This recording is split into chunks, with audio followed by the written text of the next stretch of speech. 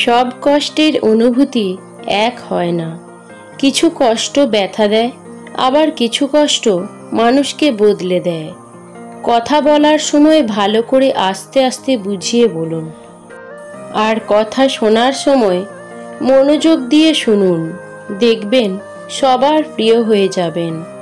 যাকে সত্যিকারের ভালোবাসা যায়, সে অপমান, আঘাত, হাজার ব্যথা দিলেও তাকে ভোলা যায় না। মূর্খদের আড্ডা থেকে সব সময় দূরে থাকতে চেষ্টা করো, অন্যথায় তারা তোমাকেও মূর্খে পরিণত করে দেবে। ঋণ, রোগ ও শত্রু, এই তিনটি জিনিসের কখনো অবশিষ্ট রাখতে নেই। সময় বদলাতেও সময় লাগে, কিন্তু মানুষ বদলাতে সময় লাগে না। রাগ করে কথা বলা বন্ধ করে দেওয়াটা ভালোবাসা নয়, রাগ ভাঙানোটাই হলো ভালোবাসা। যেদিন আপনি নিজের ওপর অভিযোগ করতে শিখবেন, সেই দিন থেকে অন্যের প্রতি আপনার অভিযোগ কমতে থাকবে। প্রচুর কষ্ট দিলেও খারাপ সময়গুলোই আমাদের মানুষ চিনিয়েছে, স্ট্রং করে তুলেছে। তাই খারাপ সময়ের প্রতি কৃতজ্ঞতা জানাই। কেউ যদি আপনাকে অবহেলা করে, মনে রাখবেন, আপনি যত ভালো কাজই করেন না কেন, তার চোখে পড়বে না। যখন কেউ আমার ছোট ছোট ইচ্ছাগুলো মনে রাখে, তাকে অনেক আপন মনে হয়। সেটা বন্ধুত্ব হোক কিংবা ভালোবাসা। যতদিন চুপচাপ সহ্য করে যাবেন, ততদিন আপনি খুব ভালো।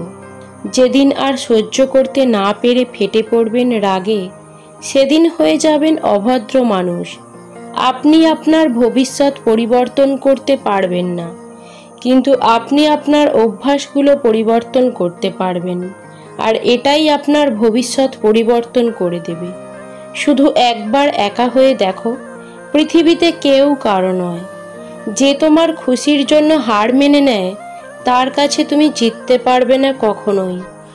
অর্থ মানুষের অবস্থান পরিবর্তন করলেও স্বভাব কখনো পরিবর্তন করতে পারে না।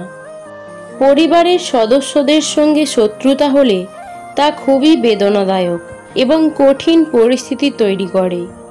এই ধরনের পরিস্থিতিতে কি করা উচিত? 1.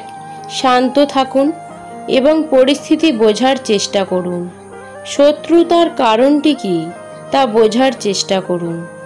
এটি কি কোনো ভুল বোঝাবুঝি, নাকি গভীর কোনো সমস্যা? তাড়াহুড়ো করে কোনো সিদ্ধান্ত না নিয়ে শান্তভাবে চিন্তা করুন। 2. যার সঙ্গে আপনার সমস্যা হচ্ছে, তার সঙ্গে সরাসরি কথা বলুন।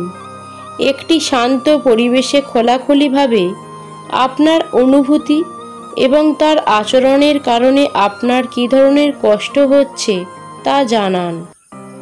আক্রমণাত্মক না হয়ে নিজের দৃষ্টিকোণ থেকে সমস্যাটি তুলে ধরুন। 3. তৃতীয় ব্যক্তির সাহায্য নিন। যদি সরাসরি কথা বলা সম্ভব না হয় বা পরিস্থিতি আরও খারাপ হওয়ার আশঙ্কা থাকে, তাহলে পরিবারের এমন কোনো সদস্যের সাহায্য নিন যাকে আপনারা দুজনেই বিশ্বাস করেন। একজন নিরপেক্ষ মধ্যস্থতাকারী সমস্যার সমাধান সহজেই করতে পারে। 4. নিজেকে দূরে রাখুন যদি কোনোভাবে সমস্যার সমাধান না হয় এবং সেই ব্যক্তির আচরণ আপনার মানসিক স্বাস্থ্যের ওপর খারাপ প্রভাব ফেলে, তাহলে কিছু সময়ের জন্য তার থেকে দূরে থাকুন। এটি সাময়িক বিরতি হতে পারে, যা আপনাদের দুজনকে নিজেদের ভাবনাগুলো গুছিয়ে নিতে সাহায্য করবে। 5. যদি পরিস্থিতি খুব জটিল হয় এবং পরিবারের মধ্যে সমাধান করা সম্ভব না হয়, তাহলে একজন পেশাদারের সাহায্য নিতে পারেন। তারা নিরপেক্ষভাবে আপনাদের সমস্যার মূল কারণ খুঁজে বের করতে পারে এবং সমাধানের পথ দেখাতে সাহায্য করবে। মনে রাখবেন, পরিবারের সম্পর্ক খুবই মূল্যবান, তাই সম্ভব হলে সম্পর্কটি ঠিক করার চেষ্টা করুন। তবে নিজের মানসিক ও শারীরিক সুস্থতাকেও অগ্রাধিকার দেওয়া জরুরি। কিছু নির্দিষ্ট ধরনের মানুষ আছেন যারা অল্পতেই কেঁদে ফেলেন। এটি কোনো দুর্বলতার লক্ষণ নয়।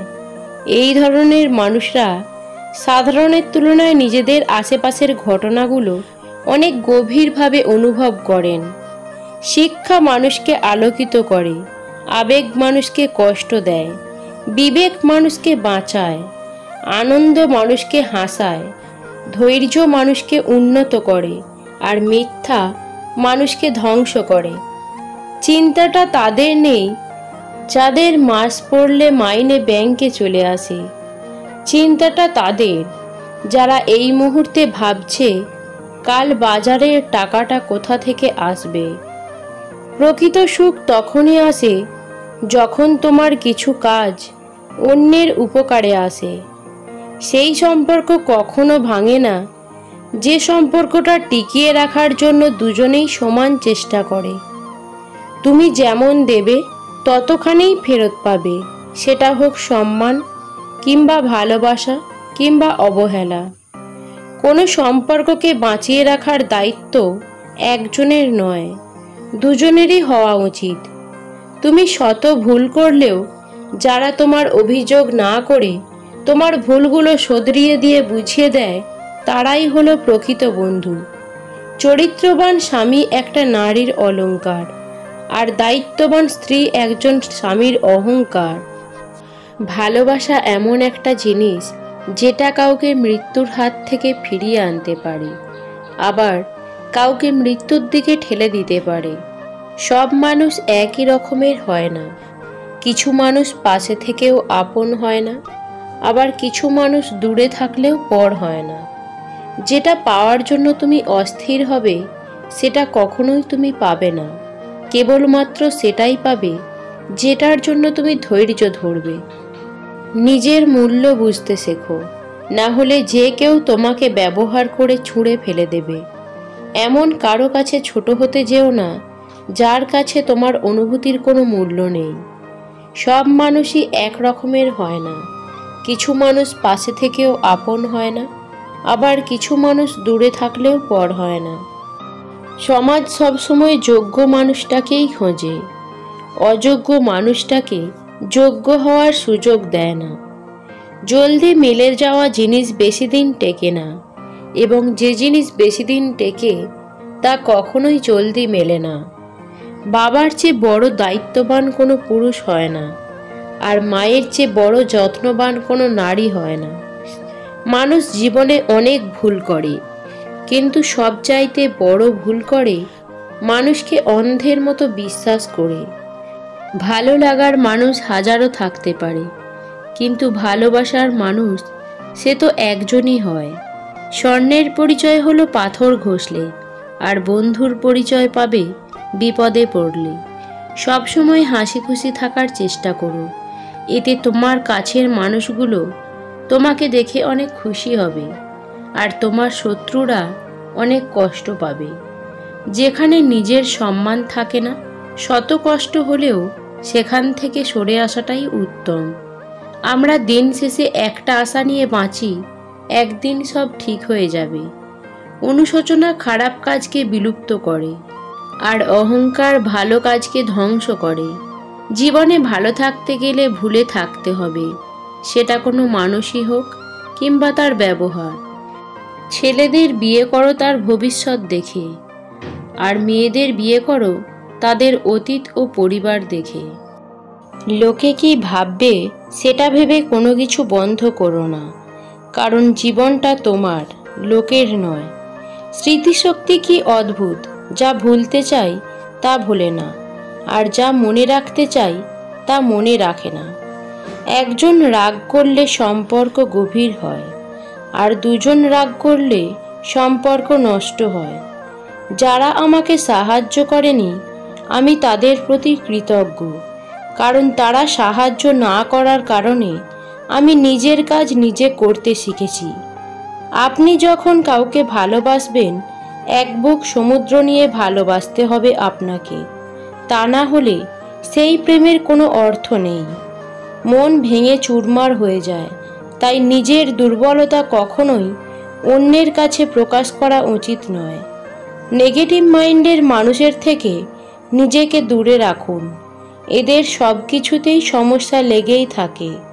মানুষের মতো চেহারা হলেই মানুষ হওয়া যায় না। মানুষ হতে গেলে সবার আগে মনুষ্যত্ব অর্জন করতে হয়, যা সবার থাকে না।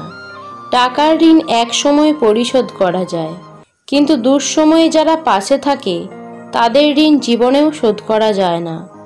আবেগের বশে হঠাৎ করে কোনো ভুল কাজ করে বসো না। ভাবিয়া করিও কাজ, করিয়া ভাবিও না। উচ্চ শিক্ষা আর সুশিক্ষা এক নয়। প্রথমটা দেয় জ্ঞান আর দ্বিতীয়টা দেয় মনুষ্যত্ব। কেউ আপনাকে বারবার ক্ষমা করে দেয়, এর মানে এই নয় যে সে বোকা। এর মানে এটা যে সে আপনাকে হারাতে চায় না। কষ্ট পেতে খারাপ সময় দেখতে দেখতে আমরা একটা সময় অভ্যস্ত হয়েই পড়ি। একটা সময়ের পর আপনি ঠিকই বুঝবেন অনেক মানুষই আপনাকে ব্যবহার করছে, কখনোই ভালোবাসেনি। কাঁচ হোক বা পাথর হোক, আঘাত করলে যেমন ভেঙে যায়, মানুষের দুর্বল জায়গায় কথার আঘাত করলে তার মনও ভেঙে যায়।